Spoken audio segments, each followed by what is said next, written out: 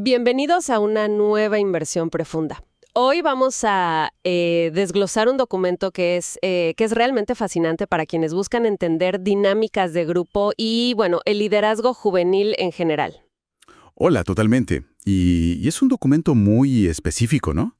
Estamos hablando del capítulo 4 de la Guía de la Rama Scouts, la versión 2025 de Scouts de Argentina. Exacto. Específicamente de las páginas 57 a la 90. Y a ver, el gancho o la misión de hoy es que la gente que nos escucha pueda aprender y dominar este capítulo completo sin tener que leerlo. Es un atajo al conocimiento, claro. Y el capítulo se titula El sistema de equipos en la rama Scouts, que es para jóvenes, digamos, de entre 10 y 14 años.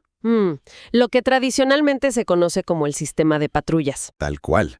Y no es solo un organigrama aburrido en un papel, ¿eh? Es un verdadero motor educativo.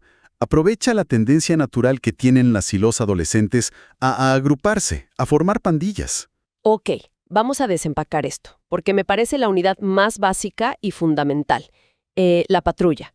O sea, pasamos de la teoría a la base sociológica pura de los adolescentes. Es que Baden-Powell, el fundador del movimiento, describía a la patrulla justamente como una pandilla de fraternidad. Una pandilla. Wow. Esa palabra suele tener connotaciones negativas, ¿no? Sí, exacto. Pero acá se refiere a esa organización natural de los jóvenes para jugar, hacer travesuras o simplemente estar juntos, o sea, sin adultos de por medio. Claro. Y el manual insiste en algo que parece súper contraintuitivo. Dice que mientras más se cuide el carácter informal de la patrulla, mejor se logran los objetivos educativos formales. Totalmente. Estamos hablando de tener nombres propios, códigos secretos, humor interno, vestimentas similares. Es que eso genera identidad.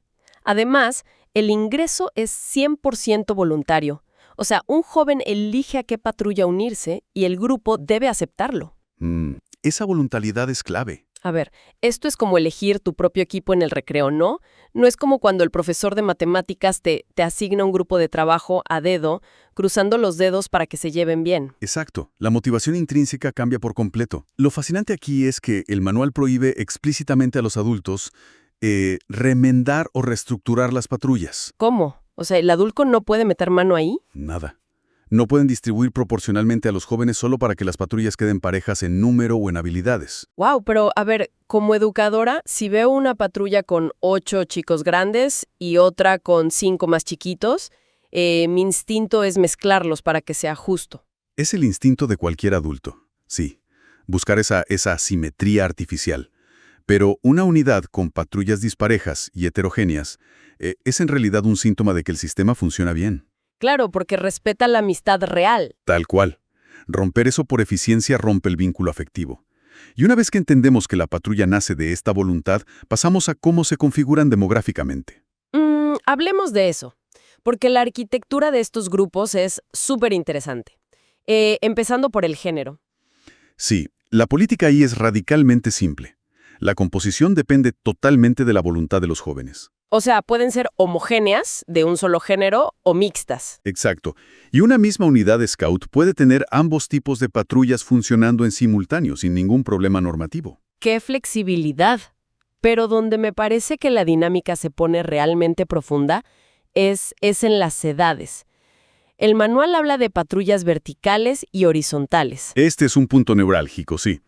Las patrullas verticales son las que tienen edades diversas, digamos, chicos de 10 mezclados con los de 14. Y las horizontales son de edades similares, todos de 12 o 13 años, por ejemplo. Exactamente. Y las verticales permiten algo invaluable, que es que los mayores guíen a los menores, un proceso de mostrar y emular que facilita la transmisión de experiencia. Claro, el de 14 le enseña al de 10 a armar una carpa, y eso le baja el egocentrismo al adolescente mayor, porque asume un rol de cuidado, ¿verdad? Totalmente. Le exige empatía y paciencia. Ahora, las horizontales, por su parte, logran una integración de intereses rapidísima. Porque están todos en la misma etapa del desarrollo.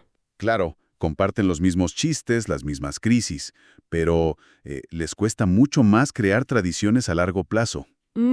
Porque egresan casi todos al mismo tiempo, ¿no? Se quedan sin herederos para esa cultura interna. Tal cual.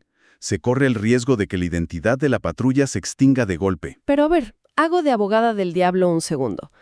Si dejamos que los adolescentes armen sus grupos solo por afinidad, ¿no corremos el riesgo de que la patrulla se convierta en un club cerrado que no hace nada productivo? Es una excelente pregunta. Y eso pasaría si no hubiera un elemento estabilizador, que es el desafío. O sea, necesitan algo que hacer. Exacto.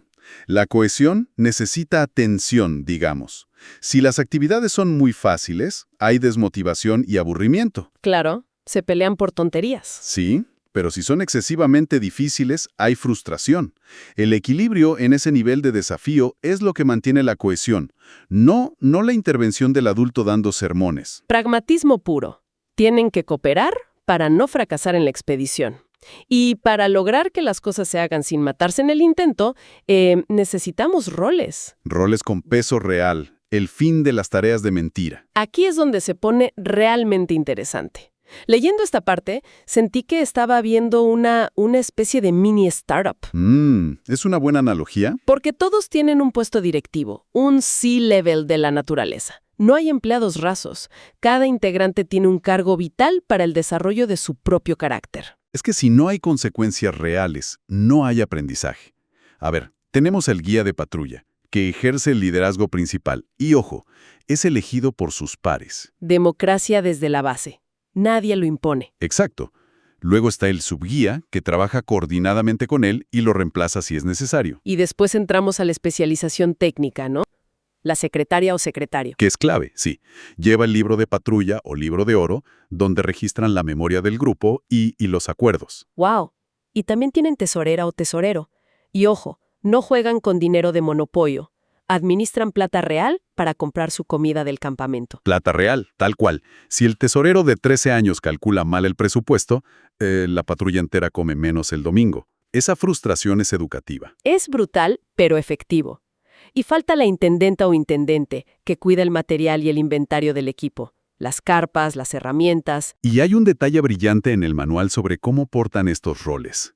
Las insignias de estos cargos no se cosen a la ropa. Ah, sí, esto me encantó. Se sujetan al pañuelo que llevan al cuello con un pasador. ¿Y por qué crees que es así? Supongo que porque coser algo genera una sensación de permanencia, ¿no? Exacto. Al no estar cosidas, se fomenta una rotación de roles facilísima. Evita el atrincheramiento en el poder. Te quitas la insignia y se la das a otro en un segundo. Y desempeñar ese cargo da experiencias que se traducen en progresión personal. O sea, el que asume de cocinero luego gana la especialidad de cocina. El cargo es el vehículo. Tal cual. Pero claro, si tenemos varias de estas pandillas superautónomas. Claro, escalamos la estructura. ¿Qué pasa cuando juntamos a varias de estas startups en un solo lugar? Ahí entra la unidad de Scout. Y el manual la define magistralmente como una federación de patrullas. Me gusta ese término. O sea, la unidad no es una masa homogénea de jóvenes. ¿Es simplemente el espacio de interacción? Exactamente. Hay una cita clave del texto que dice: puede haber patrullas sin unidad, pero no unidad sin patrullas. ¡Wow! Es fuerte eso. Es como decir que los estados soberanos forman el país, pero el gobierno central no tiene razón de ser sin ellos. Es la misma lógica. Y el tamaño de esta federación está súper cuidado. El ideal son 4 patrullas. Que serían entre 20 y 32 jóvenes en total, ¿no? Más o menos sí. Y ese número es fundamental para que los adultos puedan hacer un seguimiento personalizado. Si tenés más de 5 patrullas, el impacto educativo se diluye. Te conviertes en un gestor de multitudes. Pero entonces, ¿qué significa todo esto para los adultos a cargo? Porque suena a que deben dar un paso atrás y casi no hacer nada. Dar un paso atrás de la microgestión no es no hacer nada. Si conectamos esto con el panorama general, la unidad es la organización de respaldo. O sea, el adulto es la red de seguridad. Exacto. Está ahí para garantizar la seguridad física y emocional y facilitar experiencias complejas que una patrulla sola no podría lograr, como gestionar permisos o transportes. Claro, el trabajo pesado logístico y de seguridad. Pero el límite infranqueable es que el adulto nunca debe invadir el espacio interno de la patrulla. Aconseja al guía en privado, pero no lo desautoriza en público. Y todo este respeto por la autonomía nos lleva directo al laboratorio de la vida democrática, que son los órganos de gobierno. Este es quizá mi tema favorito del capítulo, es educación cívica pura. Es que toman decisiones en conjunto y ejercen ciudadanía activa de una manera súper sofisticada. Hay 3 instancias, ¿verdad? Sí, 3 instancias clave. Empecemos por el nivel micro, el consejo de patrulla. Ahí entran todos los miembros de esa patrulla específica, ¿no? Todos. Y ahí eligen sus actividades internas, evalúan su propia progresión personal y, sobre todo, manejan su dinero. Es el núcleo de la autogestión. Luego, subimos de nivel y encontramos la Asamblea de Unidad, que para mí esto es democracia directa en estado puro. Totalmente. En la asamblea participan todos los jóvenes de la unidad. Cada uno tiene voz y voto individual. No importa si tiene 10 o 14 años. Exacto. El voto vale lo mismo. Ahí deciden los proyectos generales y establecen los acuerdos de convivencia. O sea que las reglas no son un papel impreso por un adulto que les dicen firmen acá. Las debaten ellos. Y esto plantea una pregunta importante. ¿Por qué es tan efectivo esto? Porque cuando la ley nace del consenso de sus pares y no de una imposición autoritaria, el nivel de cumplimiento es muchísimo mayor. Tienen un poder legislativo real. Pero también necesitan aterrizar esas ideas, ¿no? Ahí entra el poder ejecutivo. Que sería el Consejo de Unidad. Es el tercer nivel, una democracia representativa. ¿Y quiénes se sientan en esa mesa? Solo los guías, los subguías y los educadores adultos. Es una instancia de coordinación más reducida. O sea, si la asamblea vota por ir a la alta montaña, en el Consejo de Unidad, los guías revisan la plata y se dan cuenta de que no les alcanza. Tal cual. Ahí diagnostican la realidad, arman calendarios y concilian el deseo con la logística. Tienen que volver a sus patrullas a dar las malas noticias, me imagino. ¿Sí? Y negociar alternativas. Por eso el Consejo de Unidad es también un espacio de capacitación constante para los líderes juveniles. El adulto mentorea al guía ahí. Es increíble cómo todo el sistema permite ensayar habilidades sociales y cometer errores sin riesgos desproporcionados. Es un laboratorio social perfecto. Bueno, para ir recapitulando a quienes nos escuchan, lo que nos enseña este capítulo 4 es que el sistema de patrullas funciona precisamente porque abraza la naturaleza caótica y gregaria de la adolescencia. No la reprime, la usa. Exacto, la encausa mediante esta pandilla con roles reales y democracia directa, manteniendo a los adultos como facilitadores y no como dictadores. Y para cerrar, a mí me gustaría dejar una idea rondando para quienes nos están escuchando. A ver, decime. Imaginen por un momento si aplicáramos este nivel de autonomía orgánica en el mundo laboral adulto. Sería un caos al principio, pero... Pero pensalo. Equipos formados por afinidad voluntaria, roles que rotan fácilmente, enganchados en un pañuelo en lugar de atornillarse a una silla, y un liderazgo que respeta verdaderamente las decisiones de la Asamblea General. ¡Wow! Quizá las organizaciones modernas y las grandes empresas tienen muchísimo que aprender de una patrulla scout tomando decisiones en medio del bosque. Estoy completamente segura de que sí. Nos dejas con una reflexión tremenda. Y con esto nos despedimos invitando a la audiencia a que sigan cuestionando cómo se estructuran los grupos en sus propias vidas y trabajos. Exacto. Ha sido un gusto desglosar esto hoy. Hasta la próxima inmersión profunda.